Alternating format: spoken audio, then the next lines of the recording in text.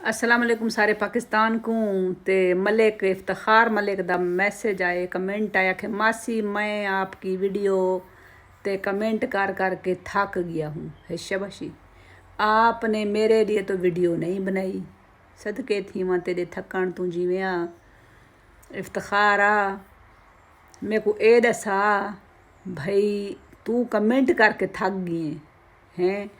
तुसा मेरे को ये दसाओ भाई तुसा अज दे जना को केड़ी मखा मलूला पै गई है, कोई केड़ी मरे पई वे कि तुसा मिनट बाद आधे वे तू अगर मैसेज करके कमेंट लिख के थक गई है। जिमें पुराने ज़माने दे जने होंदे हैं जेरे जंगा लड़न वेंदे हैं, उथू भी वालांदे हैं थकदे, यो के करेंदे हैं शिकार करेंदे हैं, लकड़ियाँ कपेंदे हैं, जाल को बालन जोड़ देंदे हैं, चोखर दी यो करेंदे चोखरां दी लौ ते वेंदे हैं, ये करेंदे विंगारां ते वेंदे हैं, पहलवानियां करेंदे हैं।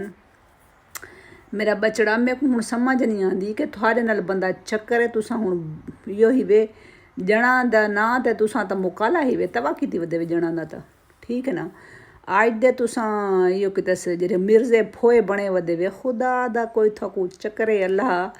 ते कई एक्सरसाइज मैक्सरसाइज कीती करो ते कई अपनियां सेहत का ख्याल रखा करो। तुसा हुण थकू हुण समझ नहीं आती कि थोड़े नाल बंदा हुण केड़ा थोड़ा इलाज करे कि तुसा जरा जरा गाल ते थक में देवे मुकाला थी उन्हें कोई यो करो। ये हुण ही कमेंट करें दे भी थकू हुण मेरे को समझ नहीं आती कि बंदा थोड़े नाल करे तो करे चक्करे लाह थी वो कोई खाधा पीता करो, कोई बकरे शकरे कुठे करो, कोई बेहर बन के ते कोई कुश्तियाँ मुश्तियाँ कोरियां मोरियां कीतियां करो। सारा दिन चढ़ के तुसा यहीं ते बैठे रहंदे वे फोना ते कान ते जानू मानू नाल सारा दिन गल ही करेंदे वे हैं।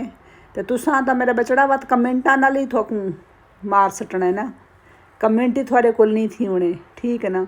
तुहारे नाल बंदा जंग करनी होवे तो बंदा बा फोन ते थोकू इंदा मतलब है कोई 4-5 मैसेज च करे ते बाऊ दे बाद थोड़ी डिबरी टर्रे ठीक है ना।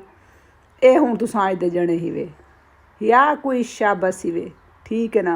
केड़े पहलवान होंदे हैं पहले पहले, केड़े रुस्तम ते केड़े इये अज दियां तुसा हुण जड़े ही वे कि टूटियां ही वे। थोड़ी देर बाद नलका थोड़ा ख़राब थी वेंदा है। वो खुदा दा खौफ करो, कोई कोई कई चंगा कई अपना रस्मो रिवाज रखो, कोई खावण पीवण रखो ठीक है ना। खाम मासी कोई शर्माई वदे वे तुसा मिर्जे फोए ना होए कदां दे। खुश रहो, अल्लाह हाफिज़।